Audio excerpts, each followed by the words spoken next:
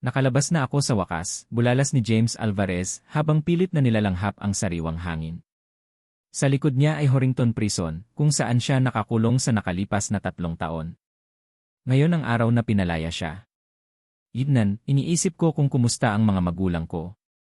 Bitbit ang punit na canvas bag sa likod, si James ay nagmamadaling umuwi. Sa nakalipas na 3 taon, hindi siya binisita ng kanyang mga magulang.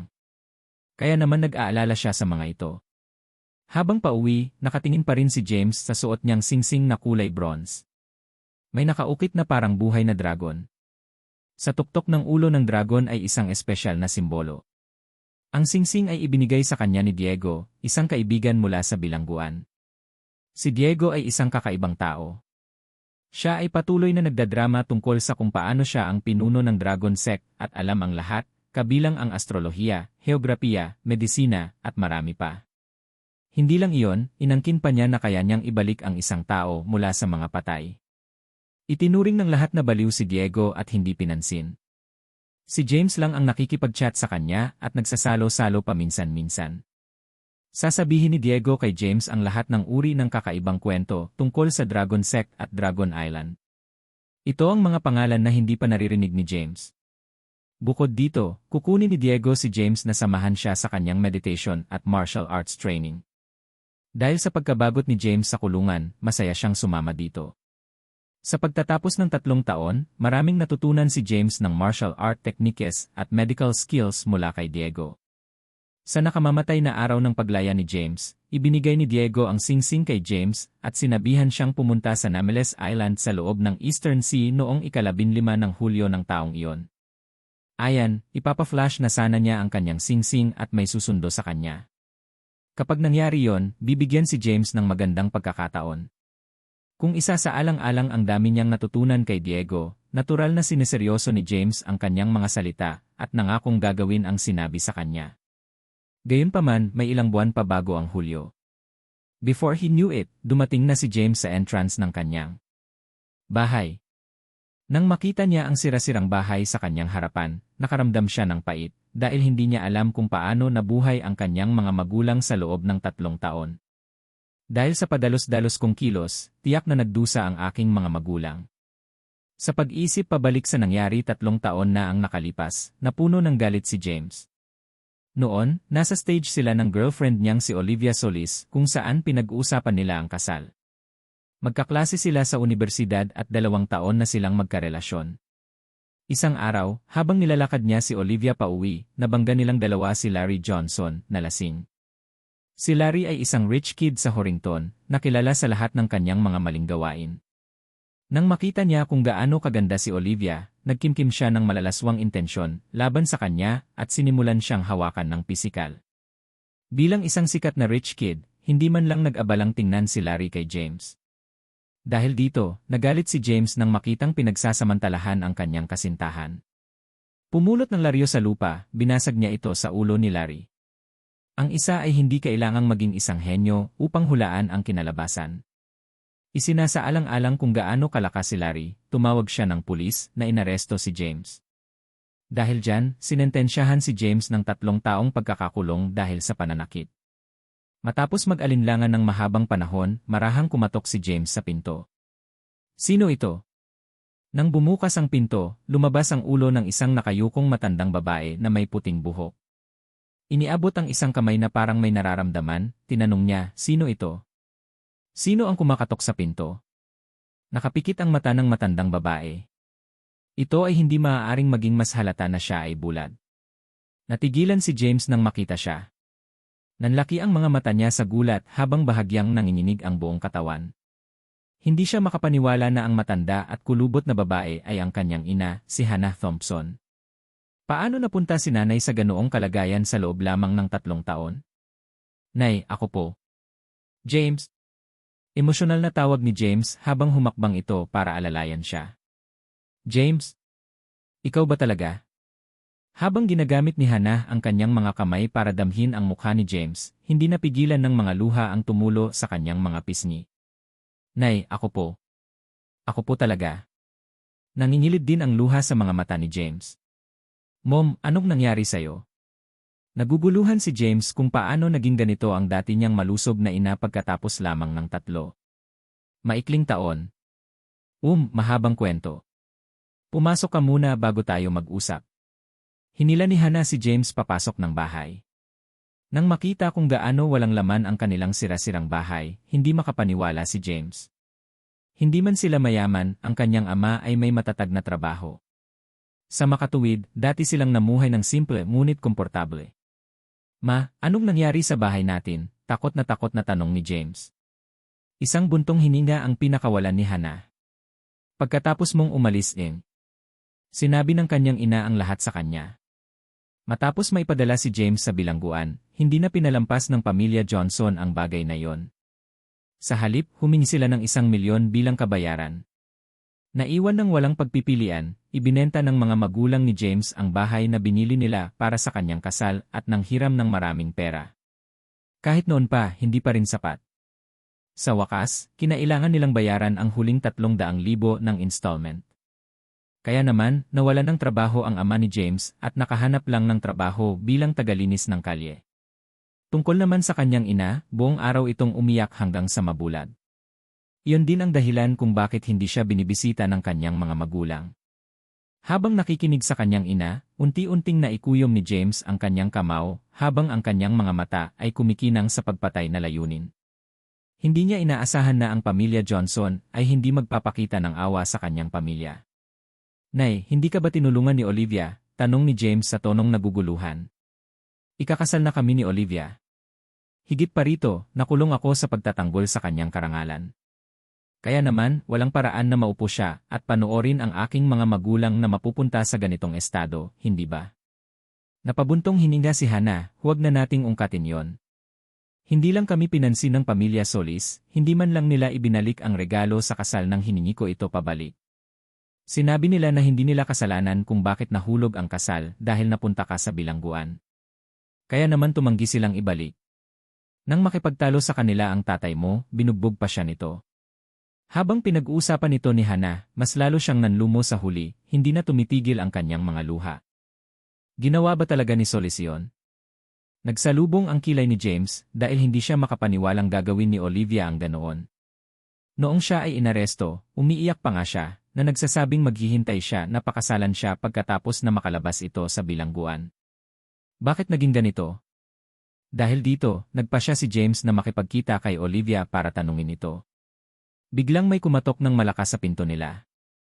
Malakas ang impact na halos gumuho ang pinto mula rito. Nang marinig ni Hannah ang katok, namutla ang mukha niya sa takot. Mom, sino po yun? Curious na tanong ni James nang mapansin ang reaksyon ng kanyang ina. Huwag kang makisali. Pumunta ka sa kwarto mo dali at huwag kang lalabas kahit anong mangyari. Pagkaraang itulak siya sa kanyang silid, balisang nagtungo si Hannah upang buksan ang pinto. Gaya ng ginawa niya, pumasok ang isang kalbong lalaki kasama ang isang grupo ng mga mabangis na mukhang lalaki na natatakpan ng mga tattoo ang katawan. Naihanda mo na ba ang pera? Tanong ng kalbong lalaki na sumulyap kay Hannah. Baldi, meron ako. Nandito na. Paulit-ulit na tumango si Hannah habang kinukuha ang isang pouch sa sulok. Sa sandaling iyon, marami sa mga kapitbahay ang nagsisiksikan. Gayunpaman, nanatili sila sa kanilang distansya nang makita si Baldi. Ang mga taong ito ay dumarating na humihingi ng pera buwan-buwan. Napakalupit na grupo. Exactly. Nasaan ang rule of law? Shush, hindi masyadong maingay. Ipinadala sila ng pamilya Johnson para mangolekta ng pera ayon sa schedule. Nagtago sa gilid ang mga kapitbahay at pinuna ang mga kilos ng mga lalaki. Sa kasamaang palad, walang nangahas na makialam. Samantala, inagaw ni Baldi ang pouch sa mga kamay ni Hannah at binuksan ito para tingnan. Ano ito? Pagkunot ng kanyang kilay, inikot ni Baldi ang lagayan sa loob, dahilan upang malaglag ang ilang punit na tala at ekstrang sukli. Mayroong 100, 150 at 1 pares ng isa. Sa katunayan, mayroong 1 load ng mga barya sa loob. Nagdaragdag ba ito ng hanggang 10,000? Kulob ni Baldi kay Hannah. Baldi, nandoon na lahat at binilang namin. Kung hindi ka naniniwala sa akin, mabibilang mo ito sa iyong sarili. Tumango si Hannah na may kasamang ngiti. Bullshit! Sinipa ni Baldi si Hana sa tiyan at pinabagsak ito sa lupa. How dare you ask me to count? I have no time for this. Change all of them to 100. Nanay! Paglabas ng kanyang silid, mabilis na tinulungan ni James si Hana na makatayo. Pagkatapos, pinasadahan niya ng malamig na tingin si Baldi at ang kanyang mga tauhan na pinalamig ang kanilang mga bulugod. James, hindi ka na dapat lumabas dito. Bumalik ka na sa kwarto mo at huwag ka nang makisali. Pilit siyang tinutulak ni Hana pabalik. Nay, dahil nasa bahay na ako, hayaan mo akong harapin ito. Dapat kang umupo ng mahigpit. Matapos maiupo si Hana sa isang upuan, nilingon ni James si Baldi. Matapos suriin si James, napangiti si Baldi, hindi ba't ikaw ang lalaking humampas kay Mr. Johnson ng Lario at nakulong ng 3 taon para dito? Nagulat ako na wala ka na. Impeccable ang timing mo. Ngayon ang araw na magpapakasal ang girlfriend mo at Mr. Johnson. Bilang ex-boyfriend niya, hindi ka ba dadalo dito? Talo! Si Baldi at ang kanyang mga tauhan ay humagalpak ng tawa. Anong sabi mo? Nakakunot ang kanyang mga kilay, si James ay napuno ng hindi makapaniwala. Sinabi ko na ang babaeng pinuntahan mo sa bilangguan ay ikakasal ngayon kay Mr. Johnson. Ang kasal ay gaganapin sa Glamour Hotel at tiyak na ito ay maluho. Hindi ka ba titingin? Ngumisi si Baldi kay James. Habang tumitindi ang pagsimangot sa mukha ni James, pinag-ikot niya ang kanyang mga kamay sa mga kamao. Sa likod niya, si Hana ay nanginginig sa buong katawan habang ang kanyang ekspresyon ay lubhang nagbago. Hindi siya makapaniwala na ikinasal si Olivia sa kaaway matapos makulong si James para sa kanya. Lumuhod ka at humingi ng tawad sa aking ina. Gawin mo ito at ililigtas ko ang iyong buhay. Nagyelo ang tingin ni James nang lumabas sa kanyang katawan ang isang nakamamatay na aura. Nakaramdam ng tensyon sa hangin, tumigil sa pagtawa si Baldi at ang kanyang mga tauhan. Pagkaraan ng ilang sandali, naunawaan na, at napanguso si Baldi, ano ang sinabi mo? Gusto mo akong lumuhod at humingi ng tawad. Saktong pagsasalita niya ay binato ni Baldi ng suntok ang direksyon ni James. Dahil sa pagiging kurap ni James, naisip niyang isang suntok lang ang makakaalis kay James. Sa gulat ng lahat, si James ay naglunsad ng isang sipa bilang tugon sa pag-atake ni Baldi. Hawak ang kanyang pundya, bumagsak si Baldi sa lupa. Siya ay basang-basa sa pawis habang siya sumigaw sa matinding sakit. James, hindi mo na kayang makipag-away ulit. Napasigaw si Hana nang marinig ang paulit-ulit na pag-ungol ni Baldi. Nakulong si James dahil sa pananakit. Paano kung maaresto ulit siya dahil sa pakikipaglaban? Kayong lahat, bugbugin siya hanggang mamatay. Napaunggol si Baldi na may masamang titig. With that, kinasuhan ng mga tauhan ni Baldi si James. Matapos masulyapan ang kanyang ina, biglang pinitik ni James ang magkabilang kamay niya na nagpakawala ng maraming kislap ng liwanag. Nang sumunod na sandali, naramdaman ng kanyang mga umaatake na nanghina ang kanilang mga binti bago lumuhod. Gulat na gulat sa mga pangyayari, hindi makapaniwalang tinitigan ni Baldi si James nang magsimulang gumapang ang takot sa kanya. Maging ang mga kapitbahay na nanonood ay nanlaki ang mga mata sa pagkamangha. Humihingi ng tawad sa aking ina, ulit ni James sa malamig na tono. Matapos ang panandaliang pag-aalinlangan, walang nagawa si Baldi kundi ang lumuhod ng magtama ang kanyang mga mata sa matalim na titig ni James. Paumanhin, ipinahayag ni Baldi at ng kanyang mga tauhan ang kanilang pagsisisi. Magwala! Putol ni James sabay wave ng kamay. Kahit na kaya niyang patayin ang mga tulisan sa isang pitik ng daliri, ayaw niyang pumatay ng tao sa harap ng kanyang ina at mga kapitbahay. Habang si Baldi ay tinulungan ng kanyang mga tauhan palabas ng bahay, pinasadahan niya ng masamang tingin si James bago humakbang palabas. Malamang nakaramdam siya ng galit sa mga nangyari. Gayunpaman, hindi natakot si James sa paghihiganti ni Baldi. Mom, okay ka lang ba? Nag-aalalang tanong ni James pagkaalis ni Baldi at ng iba pa. Wala na ang mga lalaking yon. Bakit kailangan mong lumabas at saktan siya, saway niya? Mabilis na kunin ang pera sa sahig. Ito ang maingat nating naipon sa lahat ng oras na ito. Nakayuko sa lupa, ibinalik ni James sa pouch ang mga notes at maluwag na sukli. Nay, ako na po ang magiging breadwinner sa unahan, habang kayo ni tatay ay makapagpahinga. Ang mga mata niyo naman po, mag-iisip po ako ng paraan para magamot sila. Nang matapos niyang kunin ang pera, ibinalik niya kay Hana ang pouch. Natutuwa akong marinig na sinabi mo iyan, sagot ni Hana, bago muling umiyak. Ngayong bumalik ka, sa wakas ay napanatag na ang isipan ko. Kung hindi dahil sa pag-aalala ko sa'yo, matagal na akong patay. Hindi maiwasang mapaluha ang mga mata ni James nang makita ang pagmumukha ng kanyang ina. Bang! Hindi na niya napigilan ang kanyang emosyon, hinampas niya ang kanyang kamao sa mesa. Basag! Nabasag agad ang mesa. The Johnsons, the Solis. Talagang babayaran ko kayong lahat. Nagsimulang tumubo ang nag-aapoy na galit mula sa loob niya. Naramdaman ang galit ni James, mabilis na idinagdag ni Hana, James, mangyaring huwag nang magdulot ng anumang gulo. Ngayong nakabalik ka na, dapat kang makakuha ng maayos na trabaho. Magiging maayos ang lahat pagkatapos nito. Mom, don't worry. Alam ko na ang gagawin. Anyway, lalabas na ako. Matapos aliwin ang kanyang ina, binalak ni James na harapin si Olivia at itanong kung ano ang tunay na nangyari. Habang papaalis sa kanyang tahanan, binalot ng galit si James. Nang siya ay tumatawid sa kalsada, isang pulang Porsche ang mabilis na tumakbo patungo sa kanya at nabangga siya na nagpalipad sa kanya. Bam! Malakas na bumagsak si James sa lupa. Malamang na napatay siya kung hindi dahil sa pagsasanay niya kay Diego. Sino ang baliw na driver? Lalong nagalit si James na galit matapos tumakbo palabas nang umalis ng bahay. Sa gitna ng mga pagmumura ni James, isang boses ng babae ang sumigaw, bakit hindi? Tumingin ka sa dinadaanan mo. Sa susunod na sandali, isang magandang babae ang bumaba mula sa Porsche. Nakasuot siya ng puting full-length na damit at killer heels. Gayunpaman, galit siyang nakatitig kay James. Nakakunot ang kanyang mga kilay, nagpa siya si James na humiga sa halip na bumangon. Sino sa amin ang sa tingin mo ay bulad? Halatang ikaw ang kumatok sa akin. Sa kabila ng magandang mukha, bakit ang bango ng bibig mo, ganti ni James? Ang lakas ng loob mong pagalitan ako. Habang nakatitig kay James, biglang itinaas ng babae ang paa para tadyakan. Isinasaalang-alang na siya ay nakasuot ng stilettos, ang kanyang mga takong ay katumbas ng matutulis na punyal. Kung isasalusok niya ang isa sa kanya, tiyak na magdudulot ito ng saksak. Jasmine, tumigil ka. Akmang sasampalin na ng babae si James, isang medyo may edad na lalaki ang lumabas sa likurang upuan ng sasakyan. Napapaligiran siya ng isang hangin ng otoridad at halatang isang mahalagang tao.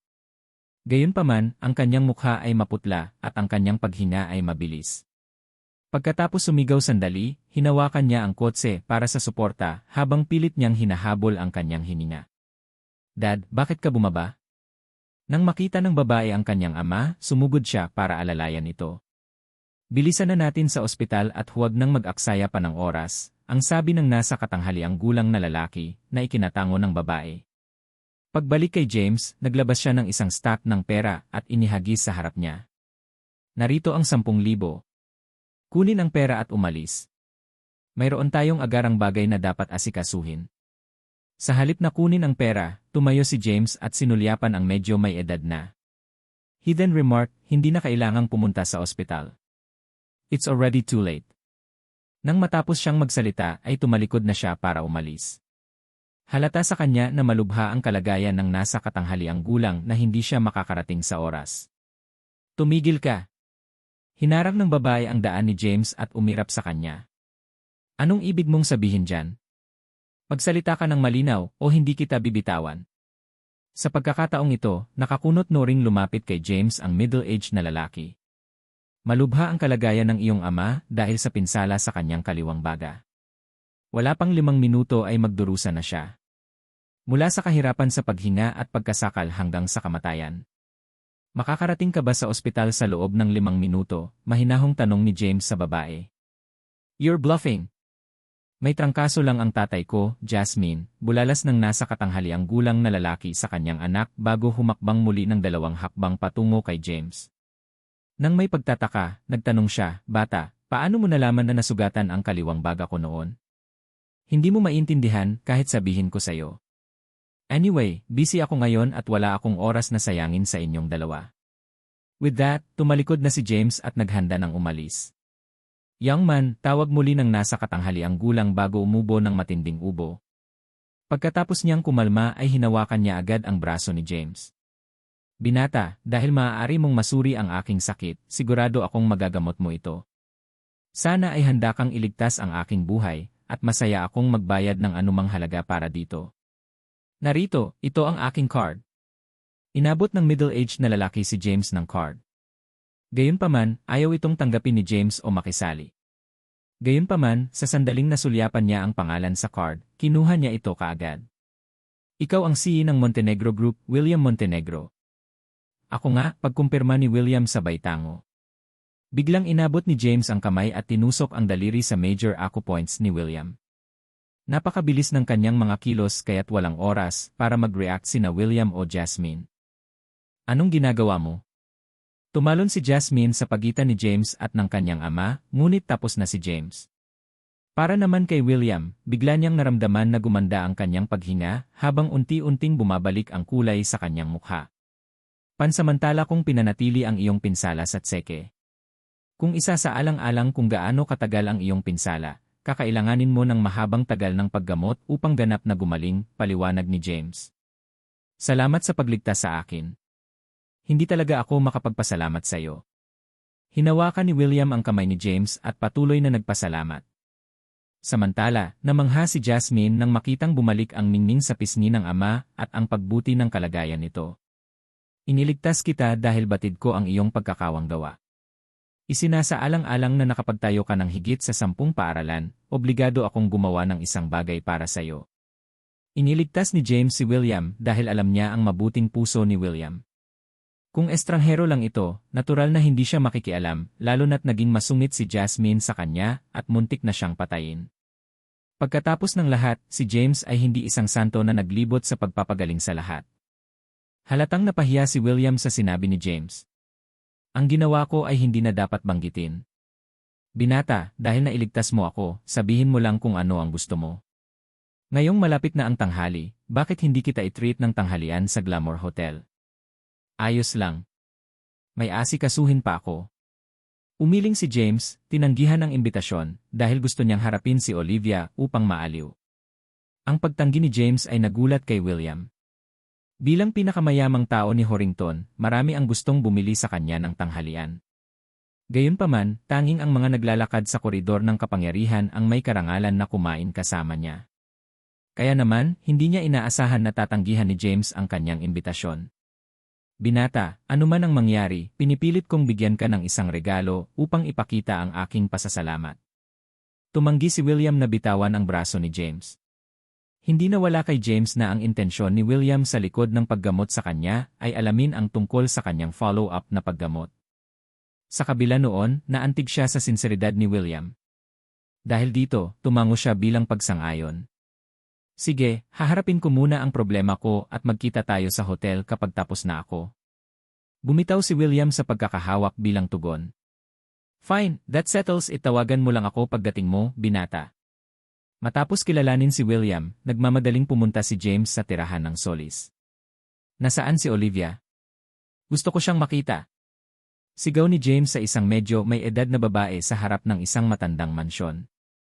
Siya ang ina ni Olivia, si Melinda Connor.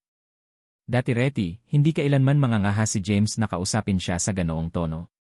Gayunpaman, pagkatapos marinig ang sinabi ng kanyang ina, labis na nagalit si James kaya't isang sorpresa ay hindi niya ito sinaktan sa pagsisimula. Nakasuot ng gown, si Melinda ay nagpakita ng mapagmataas na ekspresyon habang ang mga braso ay nakahalukip-kip sa harap ng kanyang dibdib. Tinitigan si James ng may pang-aalipusta, iniluwa ni Melinda, maligaw ka. Ikakasal ang anak ko ngayon. Kaya naman, hindi tinatanggap dito ang isang ex-convict na tulad mo. Magpapakasal. Napataas ang kilay ni James nang mapagtantong nagsasabi ng totoo si Baldy. Nasaan si Olivia? Sino ang pakakasalan niya? Sabihin mo sa kanya na lumabas dito at magpaliwanag sa akin. Nakakunot ang noo ni James na pumasok sa mansyon. Hoy, galit ka ba? Paano ka nakapasok sa bahay ko ng ganyan? Pilit na hinila pabalik ni Melinda si James. Sa kasamaang palad, ito ay isang walang saysay na pagsisikap na isinasaalang-alang kung gaano kalakas si James. Sa halip, kinakaladkad siya sa bakuran. Nang makita niyang papasok si James ay lumabas ang isang babaeng nakasuot ng wedding gown na may pagtatampo sa mukha. Nang makita niya ito, tumigil si James. Olivia, anong nangyayari? Magpaliwanag ka. Tanong ni James, nag-aapoy ang mga mata sa galit. James, umalis ka na at huwag mo na akong makitang muli. Napagpasyahan kong pakasalan si Larry, giit ni Olivia na walang pakialam. Naningkit ang kanyang tingin, na ikuyom ni James ang kanyang mga kamao. Kahit na alam na niya ang tungkol dito, masakit pa rin ang pakiramdam na marinig ito ng malakas ni Olivia. Nakulong ako dahil kay Larry, tapos ngayon, sarili kong girlfriend ang ikakasal sa kanya. Gumagawa siya ng isang pangmutya sa akin. Biglang tumawa ng pilit si James nang mapagtanto kung gaano siya kaawa-awa. Ito ba talaga ang gusto mo? Pagtingin kay Olivia, naramdaman ni James ang pag-urong ng kanyang galit habang unti-unting lumuwag ang kanyang mga daliri. Tumango si Olivia. I want to be rich, which is something you never be able to provide. At saka, as an ex-convict, baka hindi mo na rin maalagaan ang sarili mo, lalo na ako. For old time's sake, here's few hundred. Kunin mo na, para hindi ka na matulog sa lansangan. Habang sinasabi iyon ni Olivia, kumuha siya ng isang grupo ng daan-daan at ibinato sa mukha ni James. Sa sandaling iyon, patay na patay si Olivia sa kanya. Alam niyang hindi na niya kasintahan ang kaharap niya. Pagsisisihan mo ito. Umungol si James at umalis nang hindi kinukuha ang pera ni Olivia. Iere, pagsisisihan ko lang kung magpakasal ako sa isang broke-starred na tulad mo. Sigaw ni Olivia mula sa likuran niya. Pagdating ni James sa entrance, hinarang ng konvoy ng nobyo ang labasan. Isang binata na nakasuot ng suit at leather na sapatos ang bumaba mula sa isang magandang pinalamusyan na kotse na may hawak na isang baukwet ng mga bulaklak. Ang lalaking iyon ay si Larry. Nang makita niya si James, saglit siyang natigilan. Nang mabawi niya ang kanyang katinuan, napahagulgol siya ng malakas. Nakalimutan ko na ngayon ang araw na makalaya ka sa kulungan. Napakagandang pagkakataon. Gusto mo bang dumalo sa kasal namin ni Olivia? Binigyan ni Larry si James ng mapanuksong tingin na may bahid ng kalokohan. Ang ginawa lang ni James ay sinamaan ng tingin si Larry. Pagkatapos noon ay tumabi na siya para umalis dahil ayaw niyang mag-aksaya ng oras sa pakikipag-usap sa isang ganoon. Huwag kang pumunta. Sa hindi inaasahang pagkakataon, hinarangan ni Larry si James. Dahil ba hindi mo kayang bumili ng regalo? Huwag kang mag-alala, wala kang kailangang kunin sa amin. Sa halip, maaari mong makuha ang mga natira sa paging. Magkakaroon kami ng wedding reception sa Glamour Hotel. Kung hindi ka sasama, natatakot ako na hindi ka na magkakaroon ng pagkakataong kumain doon. Giving James a contemptuous smile, Larry even patted James on his cheek. However, the latter slapped it away strongly. Idiot, what's so great about marrying used goods? Inubos mo na lang ang mga natitira ko, panunuya ni James. Sa totoo lang, hindi pa ginagalaw ni James si Olivia. Kahit ang kamay niya. Sinabi lang niya ito para magalit kay Larry pati na rin sa eksaktong paghihiganti kay Olivia. The very next instant, tumingin si Larry sa direksyon ni Olivia. Sinabi niya sa kanya na hindi niya hinawakan ang kamay ni James noon, ngunit ngayon ay hindi siya sigurado. Kinabahan si Olivia nang mapansin niya ang pagmumukha ni Larry. Bumaling kay James, she thundered, James, anong kasinungalingan ang ibinubulalas mo? How dare you accuse me of being a leftover? Hinding-hindi ko hahayaang hawakan ng isang tulad mo ang kamay ko. Maging si Melinda ay nagsimulang magpanik. James, itigil mo na yang pag-ugali mo sa maasim na ubas, galit na sabi niya. Hinding-hindi hahayaan ng aking anak na hawakan siya ng mga tulad mo. Pagkatapos, lumingon siya kay Larry at nagpaliwanag, Larry, huwag kang makinig sa kanya. Halatang sinasabi niya yon para masamain ka. Given kung gaano ito kahirap. Para makahanap ng mayaman na manugang, hindi niya hahayaang masira ng mga salita ni James ang kanyang plano. Mrs. Solis, huwag kang mag-alala. Hindi ako maniniwala sa kanya. Obviously, si Larry ay hindi isang tanga para madaling madamay. Nasa iyo kung gusto mong maniwala o hindi. Hindi pinapansin si Larry, umikot si James sa kanya at lumabas. Maghintay! Sigaw ni Larry. You better shut your mouth shut. Kapag nakita kong nagkakalat ka ng chismis tungkol sa asawa ko, sisiguraduhin kong pagsisihan mo ito. Nag-aalala si Larry na masira ni James ang reputasyon ng pamilya Johnson. Haha, sarili ko ang bibig ko at masasabi ko kung ano ang gusto ko. Anong gagawin mo dyan? Cold staring at Larry, James added, kung tutuusin, ikaw ang dapat mag-ingat. O kung hindi, hindi mo na malalaman kung ano ang tatama sa iyo sa araw na mawala ang iyong buhay. Nang matamaan ang kanyang mga mata sa matalim na titig ni James, biglang natauhan si Larry at nakaramdam ng panginginig sa kanyang gulugod nang mapagtantong napahiya siya sa susunod na sandali. Nanlaki ang kanyang mga mata at nagbanta. Maaari kang sumubok kung hindi ka natatakot sa kamatayan. Pagdating ng panahon, luluhod ka na lang sa akin. Napuno ng galit si Larry. Kung hindi dahil sa ikakasal na siya, tinuruan niya ng leksyon si James. Hindi natin malalaman hanggat hindi ito nangyayari. Maghintay tayo at tingnan. Sinamaan ng tingin ni James si Larry. Larry, oras na. Huwag na lang natin pansinin yang broke you starred na yan. Sinulyapan ni Melinda si James ng mapanghusga. Hawak ang mga bulaklak sa kanyang kamay, si Larry at ang kanyang kasama ay naglakad patungo sa bahay. Habang pinagmamasdan ang papaalis na silhouette ni Larry, pinaulanan ni James ng sinag ng liwanag ang katawan ni Larry gamit ang isang pitik ng kanyang daliri. Halatang natulala si Larry sa ilang sandali. Gayunpaman, hindi niya ito masyadong inisip habang patuloy siya sa kanyang mga hakbang. Tignan natin kung luluhod ka sa harapan ko at magmakaawa. May ngiti sa labi, tumalikod si James at umalis papuntang Glamour Hotel. Samantala, sa entrance ng Glamour Hotel, personal na hinihintay ni William si James, dahilan para mag-isip-isip ang lahat ng naroroon kung ano ang nangyayari. Hindi ba Mr. Montenegro? Nakakagulat na makita siyang may hinihintay sa pasukan. I wonder what makes him so important that Mr. Montenegro have to wait for him. Nabalitaan kong ikakasal ang panganay na anak ng pamilya Johnson at dito ginaganap ang kasal. Baka hinihintay niya sila. Siguro. Pagkatapos ng lahat, ang pamilya Johnson ay isang kilalang pamilya din kaya dapat niyang ipakita sa kanila ang ilang paggalang. Habang ang mga tao ay unti-unting dumadaloy sa Glamour Hotel, si William ay paruot parito na balisa sa pasukan, tinitingnan ang kanyang relo paminsan-minsan. Dad, I think that guy was bullshitting us. Ang lahat ng usapan na ito tungkol sa iyong nasugatan na kaliwang baga at banta sa iyong buhay ay walang iba kundi kalokohan. Ang mayroon ka lang ay pamamaga ng baga mula sa iyong trangkaso, kaya huwag nang maghintay sa kanya, at hayaan mo akong dalhin ka sa ospital, panghihikayat ni Jasmine kay William. Dumating si William kalahating oras na ang nakalipas ngunit hindi niya nakita si James. Para naman kay Jasmine, pakiramdam niya ay nagbubuga lang ng kalokohan si James, dahil hindi pa nabanggit ni William ang tungkol sa pagkakasugat ng kaliwang baga niya noon. Bukod dito, ito ang unang pagkakataon na nangyari ang sitwasyon. Jasmine, may mga bagay na hindi mo alam. Walang paraan ang mga doktor sa ospital na makita ang sugat sa kaliwang baga ko. Ang tinatago kong sakit na ito ay higit sa 20 taon na sa akin. Ang tanging dahilan kung bakit hindi ko sinabi kahit kanino ay ayaw kong mag-alala ka. Napabuntong hininga si William. Natulala sa revelasyon, hinawakan ni Jasmine ang kamay ng ama na kinakabahan. Tay, anong nangyayari? Mangyaring huwag mo akong takutin. Pakiusap.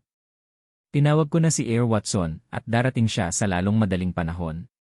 Kinain ng gulat si Jasmine. Mula nang maalala niya, hindi na niya nakita ang kanyang ina. Sa lahat ng ito, pinalaki siya ni William ng mag-isa at lahat sila sa isa't isa. Kaya naman, kung may mangyari man kay William, hindi niya alam kung paano niya maipagpapatuloy ang pamumuhay ng mag-isa. Mahabang kwento. Sasabihin ko sa iyo kapag may oras tayo. Nang bumagsak ang kanyang mga salita, muling tiningnan ni William ang kanyang relo bago tumingin sa malayo. Sa sandaling makita niyang sumulpot si James, napuno ng tuwa si William. Tapos tumakbo siya palapit kay James. Sa wakas nandito ka na, binata. Sa ganitong paraan, pakiusap. Hawak ang kamay ni James, nakahinga ng maluwag si William. Mr. Montenegro, dahil nangako ako sa iyo, talagang pupunta ako. Alam ni James na nag-aalala si William na papatayin siya nito. Dahil sa hiya, napangiti na lang si William ng alanganin. Pagkatapos mo, binata. Dahil sa pagiging alipin ni William, lahat ng tao sa hotel ay nagtaka kung sino si James. Nang makita ni Jasmine kung gaano ipinagmamalaki ang paglalakad ni James na kabaligtaran ng kanyang mayayabang ama, nagalit siya, ano ang nangyayari sa iyo? Kalahating oras nang naghihintay sa iyo ang tatay ko sa pintuan, at hindi mo ba napansin na tila lumalala ang kanyang kalagayan? Alam mo ba kung paano magpagaling ng isang tao? Sa simula pa lang ay galit na si Jasmine kay James.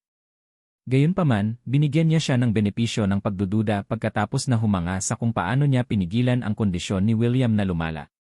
Makalipas ang ilang sandali, nang mapansin niyang muling namumula ang mga pisngi ni William, naramdaman niyang isang scammer si James na naghahanap upang dayain sila sa kanilang pera. Jasmine, tigilan mo na ang kaguluhan at humingi ka kaagad ng tawad, tahol ni William na may masamang tingin sa mukha. Walang paraan na gagawin ko yon. Tingnan mo, siya ay halos isang ganap na nasa hustong gulang na lalaki. Paano siya magiging isang himala na doktor? Sa tingin ko siya ay walang iba kundi isang con artist. Nakatitig kay James, naramdaman niyang siya ang dahilan kung bakit ayaw magpatingin ni William sa doktor. Nang tumanggi si Jasmine na sundin siya, galit na galit si William kaya nahirapan siyang huminga. Ubo! Ubo! Magsasalita pa sana siya, naubo na lang si William. Tatay! Sumugod si Jasmine para alalayan si William. Gayunpaman, natakot siya nang makita niya ang itim na dugo na inubo ni William. Nang makita ang eksena, sabay na kumunot ang noo ni James. Maliwanag, mas malala ang pinsala ni William kaysa sa inaakala niya. Sa katunayan, nagulat siya kung paano nakaligtas si William ng napakatagal. Bilisan mo, dalhin mo ang tatay mo sa isang kwarto, utos ni James kay Jasmine, na kanina pa nagpanik. Unfortunately, she didn't move at all dahil wala siyang tiwala kay James. Nakakunot ang noo sa hindi pagkilos ni Jasmine, sumimangot si James, gusto mo bang panoorin siyang mamatay? Matapos siyang sigawan ay mabilis na tinulungan ni Jasmine si William papunta sa isang private room sa hotel. Sa loob, hinanap agad ni James ang pulso ni William.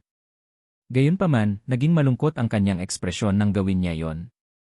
Habang ginagamot ni James si William, isang lalaking nakabespectacle na nakasuot ng puting doctor's coat ang pumasok sa kwarto. Watson, dali! Tingnan mo ang tatay ko. Kakasuka lang niya ng dugo. The moment she saw him, Jasmine felt as if she had taken a sliver of hope. Tingnan ko. Si Jordan, ang doktor, ay mabilis na binuksan ang kanyang medical na bag. Tinabi ni Jasmine si James at pinatayo si William. Watson, nasa iyong mga kamay ngayon ang buhay ng aking ama. Mangyaring iligtas siya, pakiusap niya sa sandaling iyon, malapit nang mawalan ng malay si William habang hirap na hirap ang kanyang paghinga. Huwag kang mag-alala, yun na Montenegro. Gagawin ko ang aking makakaya. Nang magsalita si Jordan, sinimulan niyang kunin ang pulso ni William. Habang tumatagal ay mas lalong tumitindi ang pagsimangot ni Jordan. Hindi mapakali si Jasmine nang mapansin niya ang ekspresyon nito at hindi naglakas loob na gumawa ng ingay. Na Montenegro, ang napinsalang baga ni Mr. Montenegro ang dahilan ng kanyang nakatagong karamdaman. Ito ay isang talamak na sakit na kailangang dahan-dahang gamutin. Gayunpaman, may pumipilit na sumipa sa kanyang immunity system sa overdrive. Bagamat maaaring mukhang epektibo ito sa maikling panahon, ito ay magiging sanhi lamang ng kanyang kondisyon na lalo pang lumala. Natatakot ako Mr. Montenegro ay nasa isang mapanganib na sitwasyon ngayon. Bago ka dumating Mr. Paliwanag ni Jordan sa seryosong tono. Nang marinig niya ang sinabi ng doktor, biglang nagalit si Jasmine at tumingin sa direksyon ni James. Siya ang nagpagamot sa kanyang ama ngayon lang. Tulad ng inilarawan ng doktor. Ang kanyang ama ay gumawa ng isang pagbabago para sa mas mahusay, ngunit ang paraan ni James ay mas nasaktan si William. Manloloko ka. Kung may mangyari man sa aking ama, hinding-hindi kita mapapatawad, sigaw ni Jasmine kay James na nakakunot ang noo. Kung hindi dahil inaalalayan niya si William at hindi siya makaalis, sinugod niya si James para bugbugin ito. Paano mo ako maaakusahan na isang manlilinlang? Mayroon ba akong niloko sa'yo? Kung hindi dahil sa akin, ang iyong ama ay isang bangkay na ngayon. Hindi ako makapaniwala kung gaano kakatawa. Mumuso si James. Kinasusuklaman niya kung paano ipinipilit ni Jasmine na siya ay isang scammer at kung gaano siya kakulit sa kabila ng pagiging isang babae. Ikaw, sa kabila ng galit, alam ni Jasmine na ang priority ay iligtas ang kanyang ama at hindi ito ang oras para makipagtalo kay James. Watson, nakikiusap ako sa iyo, mangyaring mag-isip ng isang paraan. Pakiusap Nakaramdam ng labis na pagkabalisa si Jasmine na siya ay nasa bingit ng mga luha. Pagbukas ng kanyang medical bag, kumuha si Jordan ng isang itim na tableta at inilagay sa bibig ni William. Pagkatapos, binuksan niya ang isang bag ng pilak na karayom at ipinasok ito sa acupoints ni William. Ang paggawa nito ay hindi magliligtas sa kanya. Masasaktan mo lang siya, komento ni James nang makita niya ang acupuncture technique ni Jordan na nagpakunot ng kilay sa huli. Ano ang gusto mong sabihin? Nagdududa ka ba sa akin? Huwag mong sabihing marunong ka ng acupuncture. Ang acupuncture ay bahagi ng tradisyonal na gamot. Hindi tulad ng modernong gamot kung saan ang isa ay maaaring makabisado ito sa pagitan ng 3 hanggang 5 taon, ang isa ay nangangailangan ng hindi bababa sa 8 hanggang 10 taon bago ang isa ay makabisado ng acupuncture. Sa katunayan, ang ilan ay maaaring hindi gawin ito sa kabila ng mga dekada ng pag-aaral. Dahil sa mukhang 20 taong gulang lamang si James, naisip ni Jordan na walang paraan na siya ay magiging dalubhasa dito, kahit na nagsimula siyang matuto sa sinapupunan ng kanyang ina. Anong basura ang ibubuga mo? Hindi ka kailangan dito. Lumabas ka. Tumahol si Jasmine dahil nag-aalala siyang baka magambala si James sa paggamot. Fine. Ikaw ang nagpaalam sa akin na umalis. Maghihintay ako sa koridor. Wala pang 5 minuto, nasa labas ka na at nakikiusap na bumalik ako.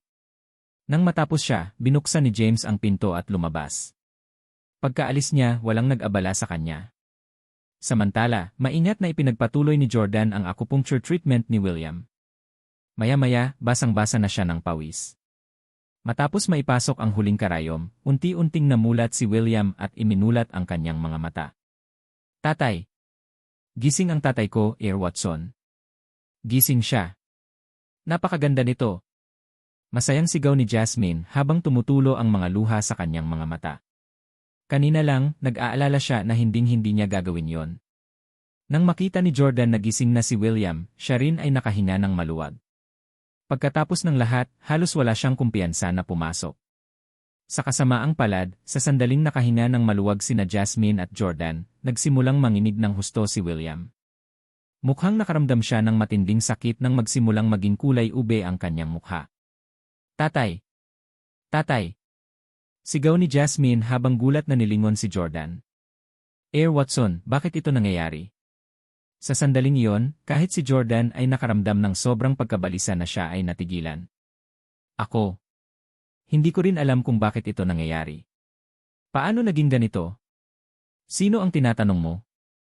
Ikaw ang doktor dito. Desperado na sigaw ni Jasmine sa doktor. Kasabay nito, ang panginginig ni William ay nagsimulang maging mahina bago siya tuluyang tumigil sa paggalaw. Kahit ang kanyang hininga ay hindi na maramdaman. Sa pagmamasid sa pagbabago ni William, naramdaman ni Jordan na tumindi ang kanyang gulat. Kung may nangyari kay William, kailangan niyang pagdusahan ang mga kahihinatnan. Tay, huwag mo akong takutin. Huwag mo akong takutin, nagsimulang umiyak si Jasmine. Montenegro, dalhin natin si Mr. Montenegro sa ospital. Naubusan na ako ng ideya. Nag-aalalang mungkahi ni Jordan. Nais niyang ipadala si William doon upang talikuran niya ang kanyang responsibilidad. Kung namatay si William sa ospital, hindi niya kasalanan. Tinanggap mo ba akong tanga? Dahil sa kalagayan ng tatay ko, walang paraan na makakarating siya sa ospital. Iligtas mo siya. Kung hindi, huwag mong isipin na makakaligtas ka sa walang pinsalang ito. Sumabog si Jasmine na wala ang kanyang makatuwirang pag-isip. Ang Montenegros ang pinakamayamang pamilya sa Horrington. Upang sirain ang isang hamak na doktor ay hindi higit sa isang pitik ng kanilang mga daliri. Si Jordan ay tinamaan ng takot sa kanyang pagbabanta. Gayunpaman, wala siyang ideya. Bigla niyang naisip si James at mabilis na iminungkahi, Montenegro, ang lalaking kalalabas lang. Marahil ay may solusyon siya. Sa tingin ko marahil ay alam niya ang isa o dalawang bagay. Ang mga sinabi ni Jordan ay nagpaalala kay Jasmine kay James. Gayunpaman, hindi nawala sa kanya na minamaliit siya ni Jordan kanina, ngunit pinupuri siya ngayon. Maliwanag, pinaplano ni Jordan na hayaan si James na sisihin.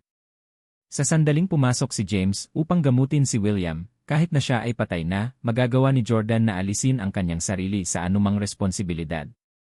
Pagkaraan ng saglit na pag-aalinlangan, binitawan ni Jasmine si William na napasandal sa kanyang upuan habang tumatakbo palabas ng silid. Sa mismong sandaling iyon, nakaupo si James sa kahabaan ng koridor, umaasang darating si Jasmine at makikita siya. Nang makita ng babae na naroon pa rin si James ay sumugod ito sa kanya. Nang gusto na niyang magsalita, bigla niyang napagtanto na wala siyang ideya kung paano siya haharapin. Please save me, Father, I beg of you, pakiusap ni Jasmine na may awkward na ekspresyon. Nang unti-unting inangat ni James ang ulo sa kanya, umiwas ng tingin si Jasmine, as she didn't dare make eye contact. Hindi pa nagtagal, sinisigawan niya ito, ngunit ngayon, sa halip ay nagmakaawa siya sa kanya. Naniniwala ka ba na maililigtas ko ang iyong ama at na hindi ako manloloko? Tanong ni James. Natahimik si Jasmine dahil hindi niya alam ang isasagot. Hindi pa siya lubos na nagtitiwala sa kanya, ngunit wala siyang ibang pagpipilian. Pagtingin sa reaksyon niya, tumawa lang si James. Napagpasyahan niyang huwag na siyang pahirapan habang siya ay bumangon at bumalik sa silid. Nang sundan ni Jasmine si James pabalik, nakita niyang pabalik-balik si Jordan na pawis ang ulo. Sa sandaling makita ni Jordan si James, pakiramdam niya ay nakita niya ang kanyang tagapagligtas. Hindi alintana ng buhayin man ni James si William, masisisi niya si James kapag pumalit na ang huli. Ibinaba ang sarili, nakiusap si Jordan, pasensya na ngayon lang, binata. Iligtas mo si Mr. Montenegro. Sa pagsasaalang-alang na posibleng mawala sa kanya ang lahat, nadama ni Jordan na ang pagiging magalang ay hindi makakasakit sa lahat. Matapos sumulyap kay William, bumuntong hininga si James. Mukhang kailangan kong ibigay ang lahat. Paglingon sa Jordan, tinanong ni James, mayroon ka pa bang mga pilak na karayom? Nasa medical bag eh. Mabilis na iniabot ni Jordan ang isang bag ng silver needles kay James. Hindi sapat. Umiling si James. Hindi sapat. Natigilan si Jordan. Ang bag ay naglalaman ng 30 karayom. Paano ito hindi magiging sapat? Sa acupuncture, ang sinumang makapagpasok ng higit sa 10 karayom ay itinuturing na kahanga-hanga. Maging ang presidente ng Association of Traditional Medicine na si John Jacobson, na kilala rin bilang isang milagrong doktor, ay maaari lamang magpasok ng humigit kumulang 20 karayom. Bilang resulta, higit pa sa sapat ang 30 karayom. Wala lang. Kailangan ko pa, sagot ni James. Ilan pa? Maingat na tanong ni Jordan. 81.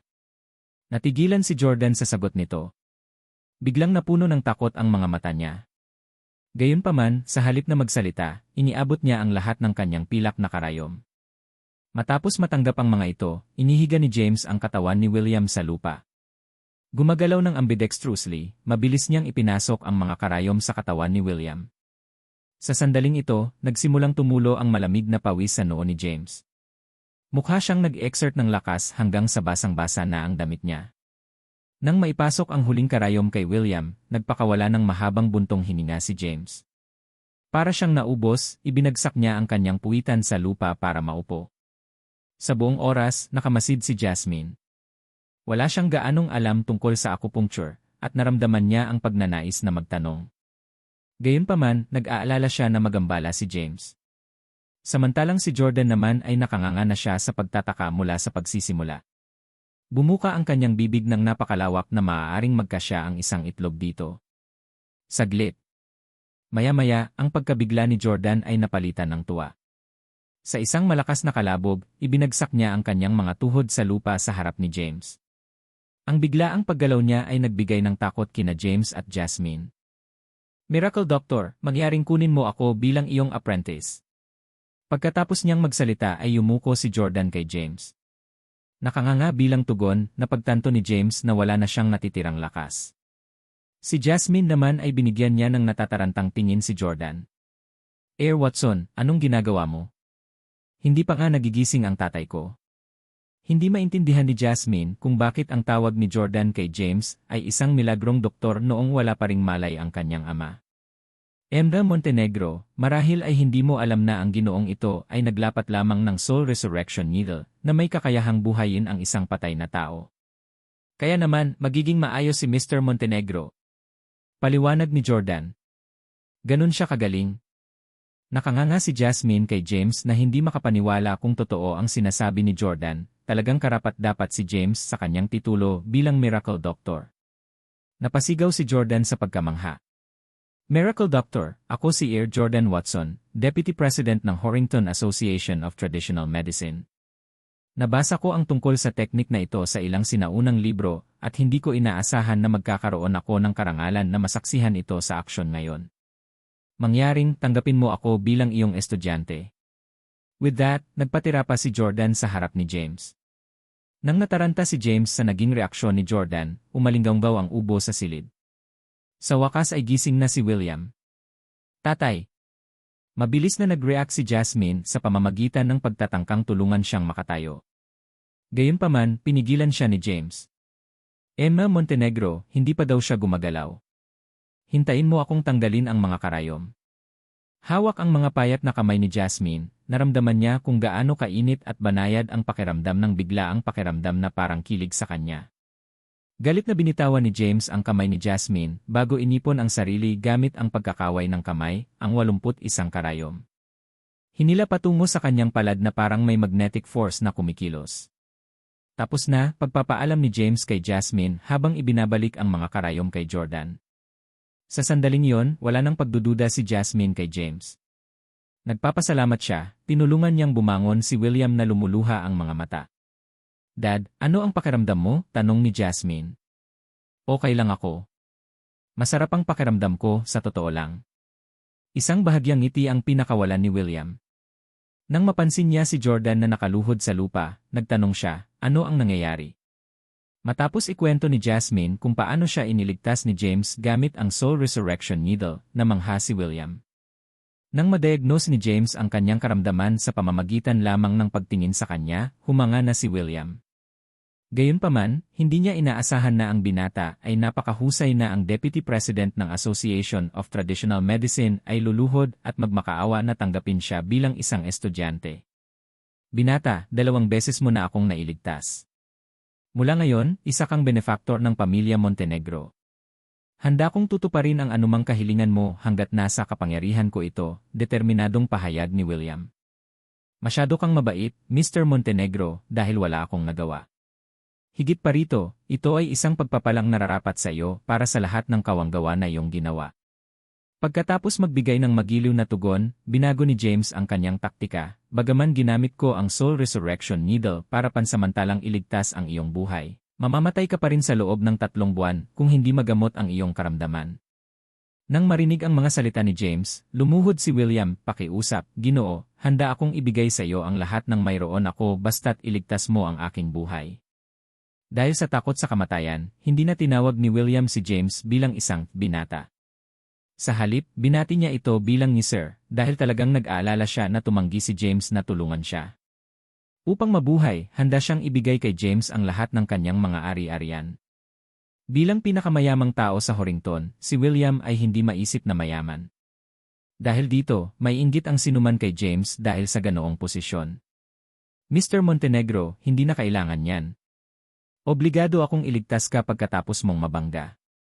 Gayunpaman, may ilang mga pambihirang halamang gamot na kailangan ko, at sana ay maihanda mo ang mga ito para sa akin. Hindi kayang bilhin ni James si William ng anumang halamang gamot. Napakamahal ng mga halamang gamot na kanyang ni-request na hindi maabot ng masa. Sir, kahit anong kailangan mo, sabihin mo lang, sabay tango ni William. Pagkatapos, humarap siya kay Jasmine at inutusan, Jasmine, maghanda ka ng panulat at papel para isulat ang mga yon. Samantala, nakaramdam ng awkward si James nang patuloy siyang tawagin ni William bilang Sir. Kaya naman, iminungkahi niya, Mr. Montenegro, ang pangalan ko ay James Alvarez. Maaari mo lamang akong tawagin sa aking pangalan. Hindi ko magagawa yon. Mr. Alvarez, ikaw ang aking tagapagligtas, at hinding-hindi ito makakalimutan ng pamilya Montenegro habang nabubuhay tayo. Dahil sa katigasan ng ulo ni William, hindi na iginiit ni James. Sa halip, sumulat siya ng mahabang listahan ng mga halamang gamot at ibinigay kay Jasmine. Mr. Montenegro, karamihan sa mga halamang gamot na nasa listahan ay para sa iyong paggamot. Gayunpaman, ang ilan ay para sa aking ina dahil siya ay nawalan ng paningin. Bilang isang resulta, kailangan ko ng ilan sa mga halamang gamot na ito upang gumaling sa kanya, matapat na paliwanag ni James kay William. Kung iisipin na si Hannah ay nabulag sa pag-iyak, hindi magiging mahirap para kay James na tratuhin siya. Kaya lang hindi niya kayang hawakan ang mga halamang gamot sa kanyang kasalukuyang estado. Kaya naman, nadama niya na ang pamilya Montenegro ay nasa isang mas mahusay na posisyon upang makuha ang mga ito. Sa kabila nito, may dalawang bagay na ikinabahala ni James na maaaring mahirapan ang mga Montenegro na mahanap. Ang isa sa mga ito ay isang calligraphy brush na kung saan ay katawanin ang espiritualidad pagkatapos gamitin ng isang sikat na scholar sa mahabang panahon. Maaari rin itong gawin mula sa balahibo ng anumang espiritual na hayop. Maliban doon, kailangan din niya ng cinnabar rosary. Bagaman ang mga ito ay karaniwang mga bagay sa kasalukuyan, ang kailangan niya ay ginawa mula sa mga kakahuyan ng mga sinaunang puno. Kasama ng spiritually endowed calligraphy brush, mapapagaling niya ang pagkabulag ni Hana sa pamamagitan lamang ng pagpapahid nito sa mata nito. Kahit na inilagay niya ang dalawang bagay sa listahan, hindi siya umaasa na mahahanap sila ng pamilya Montenegro. Pagkatapos ng lahat, maaari lamang makatagpo ng mga item na may swerte. Bukod dito, ang mga nakakaalam lamang ang makakapagsabi kapag nakita ito. Mr. Alvarez, just let me know what you need. Hanggat kaya kong tuparin, hindi ako tatanggi, mabilis na deklara ni William. Sa sandaling yon, nagtanong si Jasmine, Mr. Alvarez, ano ang kailangan mo ng calligraphy brush at cinnabar rosary? Pagkatapos ng lahat, ang parehong mga item ay mukhang hindi kinakailangan para sa medikal na paggamot at malawak din ang mga ito. Jasmine, may mga dahilan si Mr. Alvarez para isulat ang mga yon. Hindi mo siya dapat kinwestiyon. Pinayuhan siya ni William na may masamang tingin. Ayos lang. Napangiti si James. Ginagamit din ang mga ito para sa mga panggagamot, gayunpaman, hindi ito basta ordinaryong brush at rosaryo. Kailangang mapuno sila ng espiritualidad para makapagtrabaho sila. Napuno ng espiritualidad. Natulala sina Jasmine at William dahil wala silang ideya kung ano ang ibig sabihin ni James nang makita niya kung gaano sila nalilito. Ipinaliwanag ni James, lahat ng bagay sa mundong ito ay mabubuhay at mamamatay, at lahat ng ito ay naglalaman ng espiritualidad. Kahit na ang mga bagay na itinuring na walang buhay ng mga tao ay maaaring magkaroon din ng espiritualidad. Gayunpaman, maaari lamang itong mabuo sa ilalim ng napakahigpit na mga kondisyon. Kunin nating halimbawa itong upuan na inuupuan ko. Kung upo ako dito at magnilay-nilay sa loob ng mga dekada, unti-unti din itong mapupuno ng espiritualidad. Nag-aalala na hindi maintindihan ng dalawa, inilarawan niya ang konsepto sa mga termino ng karaniwang tao. Oh, naiintindihan ko, biglang bulalas ni Jasmine. Mr. Alvarez, sinasabi mo ba na ito ay katulad ng ipinalabas sa isa sa mga puno kung saan naninirahan ang mga immortal, ito ay magkakaroon ng espiritualidad pagkatapos ng ilang panahon at maging isang anyo ng tao. Jasmine, tigilan mo yung kalokohan mo. Hindi nakaimik si William sa inilarawan ni Jasmine. Mula sa kanyang pananaw, ang mga immortal ay hindi umiiral, lalo na hindi sa modernong mundo. Enga Montenegro, natamaan mo ang ulo nito, sagot ni James na nakangiti. Dati, hindi rin naniniwala si James sa mga ganyan. Gayunpaman, pagkatapos ng huling 3 taon kasama si Diego, sa wakas ay napagtanto niya na marami pa rin doon ang hindi niya naiintindihan. Sa katunayan, ang mga sikretong ipinasa sa kanya ni Diego ay ang focus technique. Hanggat nagpatuloy siya sa pagsasanay sa mga ito, maaari talaga siyang maging isang immortal. Awkward na umiti si William dahil hindi niya inaasahan na magiging tama si Jasmine. Kung may sinumang makipag-usap sa kanya tungkol sa espiritualidad at mga immortal, kinukutya niya sila. Gayunpaman, dahil si James ang nagdala nito, ang pagdududa ni William ay agad na nawala. Habang ipinagpatuloy ni James at William ang kanilang diskusyon, hindi man lang sila nilingon ni Jordan na nakaluhod pa rin sa lupa. Kahit na si Jordan ay hindi partikular na masama, hindi niya nagawang gampanan ang anumang tunay na responsibilidad. Kaya naman, hindi sinasadya ni James na tanggapin siya bilang kanyang estudyante. Bukod dito, hindi siya basta-basta kukuha ng sinuman ng walang pahintulot ni Diego. Matapos makipag-usap ng higit sa 10 minuto, sa wakas ay nalaman ni James kung paano sinaktan ni William ang kanyang sarili. Noong bata pa siya, tinamaan si William ng hampas ng palad ng isang katunggali sa negosyo. Dahil walang sugat sa labas, at malinaw ang resulta ng kanyang mga check-up, hindi na niya ito pinansin. Sa paglipas ng panahon, naramdaman ni William na humihina siya hanggang sa nahihirapang huminga. Bilang isang resulta, pinananatili niya ang kanyang sarili sa lahat ng ito habang sa pamamagitan ng pag-inom ng maraming pandagdag sa kalusugan. Dahil ayaw niyang magdulot ng anumang pag-aalala sa kanyang pamilya, itinago ni William ang balita sa kanila. Kaya rin hindi alam ni Jasmine ang tinatagong karamdaman ng kanyang ama. Matapos marinig ang kwento, napagtanto kaagad ni James na ang umatake ay isang martial artist na nagawang linangin ang panloob na enerhiya. Sa hitsura nito, gusto niyang patayin si William. Sa kabutihang palad, ang napakalaking kayamanan ni William ay nagbigay daan sa kanya na makapagbigay ng makapangyarihang mga pandagdag sa kalusugan upang panatilihing buhay ang kanyang sarili sa lahat ng ito. Kung hindi nakatagpo ni William si James, nawalan na siya ng buhay. Mr. Alvarez, tanggapin mo ako bilang iyong estudyante. Sigaw ulit ni Jordan mula sa sahig. Noon, namamanhid na ang magkabilang paa niya kaya napangiwi siya sa sakit. Napatingin si James kay Jordan. Dapat kang bumangon. Hindi ako tatanggap ng sinuman bilang aking estudyante, ngunit huwag mag-atubiling magtanong sa akin ng anumang mga katanungan at gagabayan kita ng naayon. Sa wakas ay naantig si James sa sinseridad ni Jordan matapos itong panoorin na nakadapa ng napakatagal na panahon. Kaya naman, pumayag siyang magbigay ng gabay kahit na tumanggi siyang kumuha ng mga estudyante. Natural na natuwa si Jordan sa sagot ni James at labis na nagpasalamat sa kanya. Thank you, Mr. Alvarez. Thank you. Habang unti-unting tumatayo si Jordan, masakit na masakit ang kanyang mga paa kaya't pinilit niyang gawin yon. Nagpapansinan. Sa kalagayan ni Jordan, marahang tinapik ni James ang binti ni Jordan, dahilan para mawala ang masakit na pamamanhid. Natural na mangha ang doktor. Mr. Montenegro, nasa bahay pa ang mga magulang ko, kaya kailangan kong bumalik sa kanila. Kapag nakolekta mo na ang mga halamang gamot, maaari mo na akong tawagan, pagpapaalam ni James habang unti-unting tumayo. Dahil nag-iisa ang kanyang ina sa bahay, nag-alala si James sa kanya. Mr. Alvarez, ayaw mo bang sabihin sa akin kung saan ka tutuloy? Tanong ni William. Sa Happy Avenue ako tumutuloy. Bakit? Curious na tanong ni James. Naku, wala talaga. May bahay lang ako na kasalukuyang bakante na gusto kong iregalo sa'yo.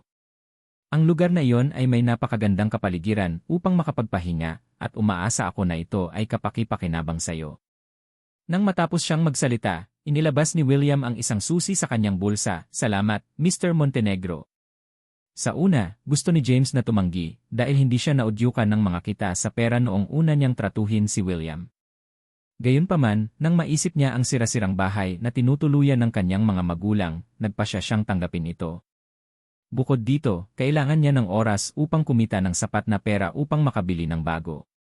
Gayunpaman, natigilan si James nang malaman na ang mansyon ay matatagpuan sa Dragon Bay nang matanggap niya ang susi.